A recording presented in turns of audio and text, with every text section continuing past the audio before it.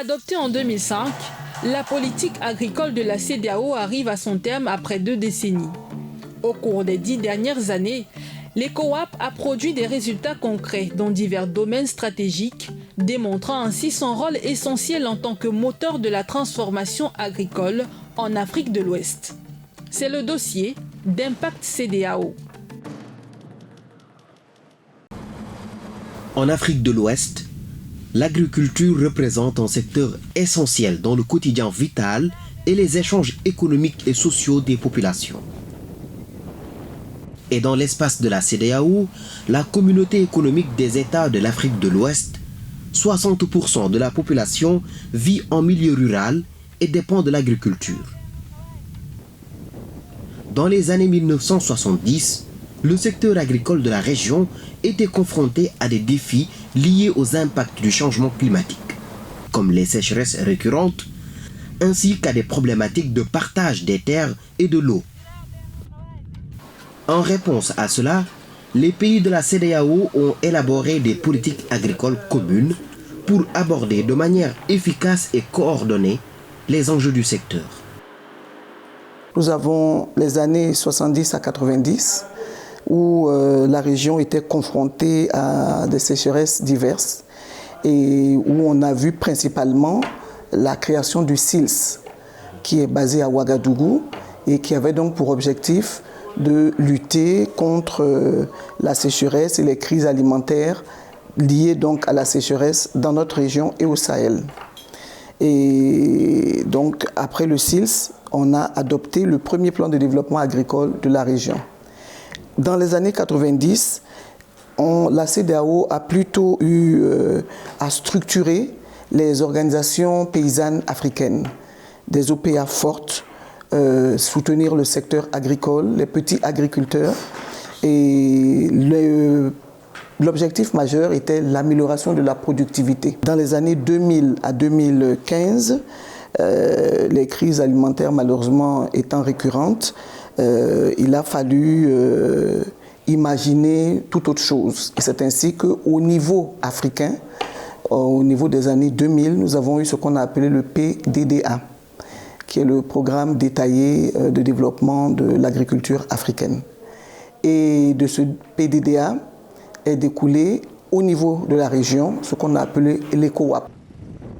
Adoptée en 2005, la politique agricole de la CEDEAO, désignée sous le nom d'ECOWAP, constitue un cadre directeur pour le développement de l'agriculture dans la région. L'ECOWAP est la déclinaison régionale du PDDA, le programme détaillé pour le développement de l'agriculture africaine de l'UA, l'Union africaine. L'objectif consiste à harmoniser et adapter les politiques agricoles en Afrique au contexte ouest-africain. En 2005, donc, on adopte la politique agricole de la CEDEAO, l'ECOWAP, et nous avons fait un premier plan d'action qui finalement 2008-2009 va nous amener à définir les programmes nationaux d'investissement agricole pour la première génération. Et on a fait ce qu'on a appelé les compacts, ou disons les pactes nationaux où on a tenu des tables rondes pour le financement. Donc tous les 15 États membres de la CEDEAO ont été couverts. Pour nous, c'est un élément de succès, parce que c'est à partir de là que la planification stratégique, structurelle et systématique a commencé à se faire dans les pays, avec l'engagement de la CEDEAO, l'engagement des pays, mais également l'engagement de l'Union africaine. Pour mettre en œuvre cette politique, la CEDEAO a créé l'ARA, l'Agence régionale pour l'agriculture et l'alimentation, responsable de l'exécution et de l'évaluation de l'ECOWAP, la politique agricole régionale. Selon l'agence, en 10 ans, plus de 500 000 producteurs ont bénéficié de programmes agricoles et les initiatives axées sur la nutrition ont aidé plus de 7 000 ménages. Depuis son lancement, l'ARA a piloté et continue de piloter un certain nombre de projets régionaux au nombre de 30. Plus d'une trentaine de projets régionaux estimés environ à 2 milliards de dollars. Et cette intervention couvre plusieurs domaines, mais nous les avons regroupés en 5 grands domaines. Les 5 principaux domaines d'intervention de l'ARA, l'Agence régionale pour l'agriculture et l'alimentation sont les suivants. La productivité agricole, le développement des ressources animales, la résilience en matière de sécurité alimentaire et nutritionnelle, la chaîne de valeur ainsi qu'à la compétitivité des marchés, et enfin, le financement des projets et leur gestion. Du point de vue institutionnel, on a créé le Fonds régional pour l'agriculture et l'alimentation, qui est logé à la BIDC et qui est doté bon an mal an avec des ressources de la CEDEAO pour permettre à la BIDC de lever des fonds additionnels et financer l'agriculture.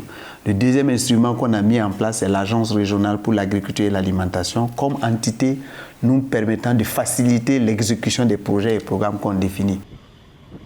Alors que la politique agricole commune arrive à échéance après 20 ans d'existence, sa révision représente un moment clé pour redéfinir la vision agricole de l'Afrique de l'Ouest en tenant compte des défis rencontrés par le secteur agricole et la capacité à s'y adapter. En Afrique, on a environ, selon la FAO, 37% de pertes post-récolte, avec toutes les conséquences négatives sur la sécurité alimentaire, mais sur les revenus des producteurs. Et malheureusement, notre région n'est pas en reste. Donc nous, on nous dit 35% dans la région.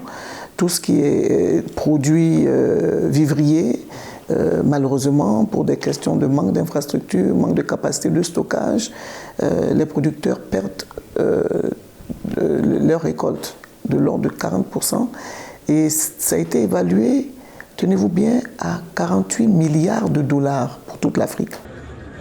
L'Afrique de l'Ouest dépend largement des importations de céréales, notamment de riz, pour répondre à sa demande intérieure.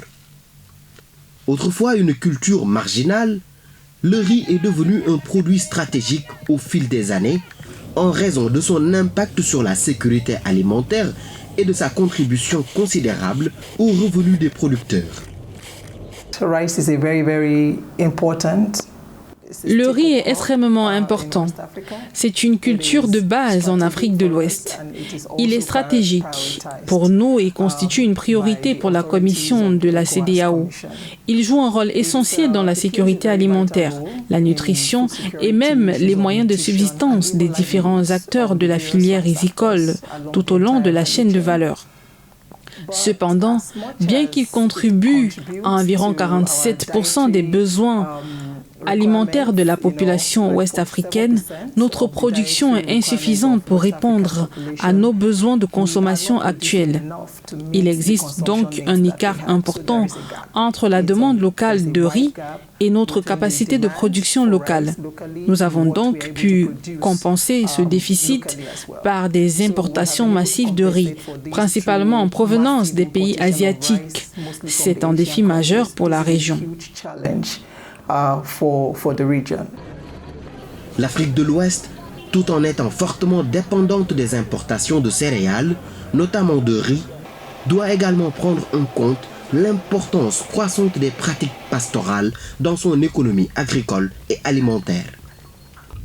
Reconnaître le rôle fondamental que jouent les éleveurs dans la durabilité des systèmes alimentaires de la région, ainsi qu'en matière de santé animale, revêt une importance essentielle pour le développement communautaire. Le pastoralisme, c'est un système de production qui consiste donc à ce que les animaux se déplacent de façon saisonnière d'un point à un autre à la recherche de pâturage et aussi d'opportunités économiques. Le pastoralisme est le système dominant d'élevage actuellement en Afrique de l'Ouest. Environ 80% de notre cheptel vit sur ce mode-là. Le reste est élevé sous forme de sédentarisation. Or, ce système, même s'il est adapté à notre situation, rencontre beaucoup de problèmes aujourd'hui d'alimentation, en lien avec les changements climatiques, avec l'urbanisation, avec l'évolution des fronts agricoles et aussi des conflits aujourd'hui, voire même l'exploitation minière. La question de la santé animale a réellement démarré depuis 2006 au niveau de la CEDEAO avec la crise de la grippe aviaire. La grippe aviaire étant ce qu'on appelle une zoonose, c'est-à-dire une maladie qui est capable de se transmettre de l'animal à l'homme et de l'homme à l'animal. Et cette crise a touché justement, cette maladie a touché la volaille au niveau mondial. Et en Afrique de l'Ouest, les différents États membres de la CEDEAO se sont mis ensemble avec les institutions au niveau mondial et ils ont décidé ensemble de mettre en place au niveau des communautés économiques régionales au niveau africain ce qu'on appelle les centres régionaux de santé animale. Ces centres régionaux de santé animale devraient avoir comme mandat de faire ce qu'on appelle l'harmonisation, mais également tout ce qui est coordination des politiques et stratégies en matière de santé animale, notamment le contrôle des maladies, aussi bien des maladies animales spécifiques, mais des zoonoses aussi, et spécifiquement sur les maladies qu'on appelle transfrontalières. La révision de l'ECOWAP pour la CEDEAO se déroule à un moment clé pour l'agriculture en Afrique de l'Ouest. Son objectif est de capitaliser sur les défis et les progrès réalisés au cours des 10 dernières années, notamment en matière de résilience climatique, de crise économique externe et de crise transfrontalière. Une nouvelle stratégie Vision 2035 sera mise en place. Cette politique agricole sera toujours dans la continuité, en adéquation avec le nouveau PDDA, le programme détaillé pour le développement de l'agriculture africaine de l'Union africaine, lancé à Kampala, en Ouganda, en janvier 2025. Nous entamons, à partir de cette année, la révision de l'ECOWAP avec comme perspective 1. de tenir compte de la résilience des systèmes alimentaires face au changement climatique, face à la perturbation, l'instabilité des pluies, etc. 2. Tenir compte de l'effet démographique qui a deux fonctions essentielles. La jeunesse, on dit que 70% de notre population a moins de 35 ans. Donc comment tu utilises cette force active, la jeunesse-là, pour les attirer dans l'agriculture?